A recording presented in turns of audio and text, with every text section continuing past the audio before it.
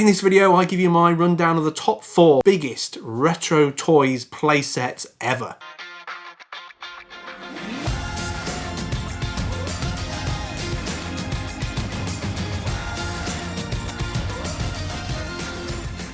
Hello and welcome to Retro Toys TV. My name's Tim. On this channel I produce videos all about collecting retro toys from the 80s and the 90s.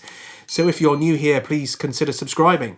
Rightio, this is a Retro Toys TV list video. In this video I am giving you the rundown of my top 4 biggest retro toys playsets ever. So in order to create this top 4 list, I had to have a bit of criteria, and I looked at the criteria of this list through the eyes of a 10-year-old child. What was awe-inspiring to us when we were buying toys at such a young age? And really it came down to predominantly how high the toy was when sitting on a table or sitting on the ground, or how high in comparison to how tall we were as kids. That was my main criteria, and then secondary it was really down to probably width and other redeeming qualities. So that is what enabled me to whittle down the list of playsets from 10, 20, 30, 40 down to 4.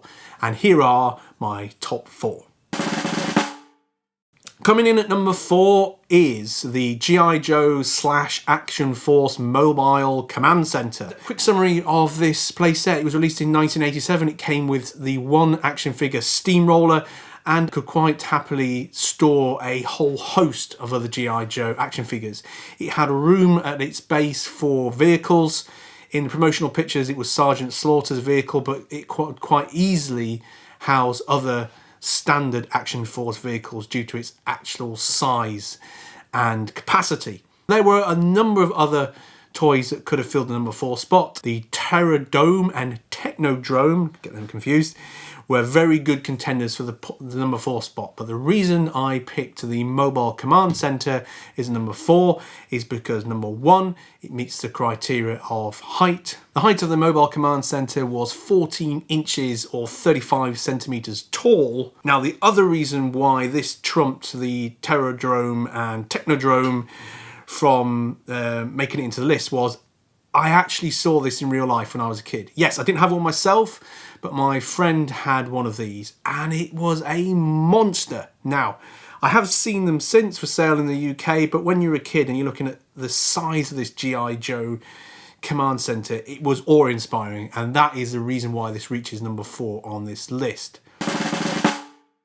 Aha, number 3. Number 3 is indeed another GI Joe / Action Force playset, and it was another playset that was released in the same year as the Mobile Command Center. I am of course talking about the Defiant Space Shuttle playset, and the reason why this playset makes it onto this list into number 3 is because of its unique weight. The weight of this playset is around 30 US pounds or 13 kilograms, and it is reported that it takes 2 adults to carry this playset across the room effectively, when if you kind of equate that into how many children it would take to move this playset without breaking it, you're looking at a sizable number of kids to actually move this into place. The playset is actually really 2 playsets in one. You of course have got the launching platform / gantry that lifts up, and then a space shuttle can detach itself from that and obviously fly into space, leaving the gantry playset to stay on Earth. Interestingly enough, this was the only GI Joe / Action Force playset to come with 2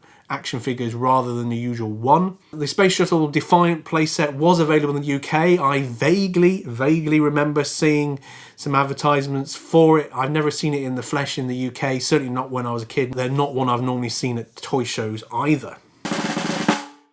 Coming in at number 2 is the Masters of the Universe Eternia playset. Yes, this is on my Holy Grail toys list.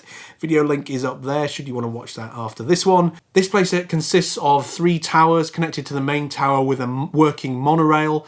The 2 outside towers are of course supposed to represent Castle Grayskull and Snake Mountain, with the main tower meant to represent the King Randor kind of home for the main tower of Eternia. The main tower itself is 31 inches, that's 78 centimeters high. So imagine that on a dining room table when you were a kid, and that is going to absolutely dwarf you because it is massive. And then coupled with the fact that you've got these two smaller towers next to it, and then the monorail system that connects it up, this was one ginormous playset. It was one that I distinctly remember being released in the UK. I remember seeing it in toy catalogues, and I remember seeing it being advertised. If you want to try and find one out there in the real world, you're not going to find one complete, because as with all the monorail bits and all the kind of hands and the grabbers and everything else that's in it, you never find one in working order, and you kind of got to really build one for yourself. You can see why this one has the holy grail status that it does for a lot of Masters of the Universe toy collectors.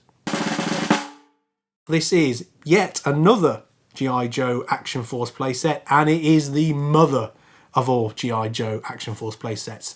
That is in the USS Flag, ladies and gentlemen. The USS Flag was a massive, and I mean massive, battleship playset that was released quite early on in the Action Force GI Joe run in 1985. It measured a whopping 7 foot in length and 4 foot in width. Just stop for a second and try and imagine putting that in your living room floor now, let alone your living room floor when you were growing up. Where would you store something like that as a kid?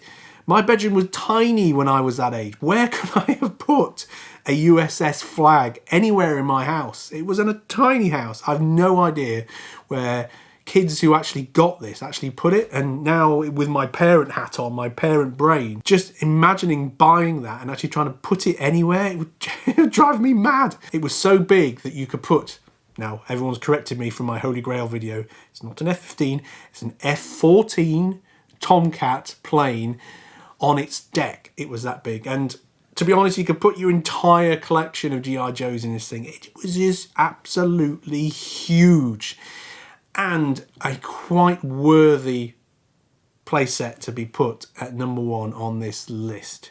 As to its availability, I don't recall if it was ever released in the UK. I might be completely wrong about that, but I've never ever seen this for sale in any shape or form in the UK. So it is certainly a very rare item that if you're living here in the UK, you're trying to buy. So there we are, there are my top 4 biggest ever retro toys playsets. What did you think? Do you have any of these playsets when you were a kid growing up? Likewise, if you tried to buy any of these playsets now that you're an adult, stick a comment in the comments below and let me know what you think. Likewise, let me know if there's any other playsets I should have added to this list, because I'd be really interested to find out what you think. If you haven't already done so, please subscribe to this channel and give this video a like. I'll be back soon with some more retro toys videos. Until then, have a good day and cheerio for now. Bye-bye.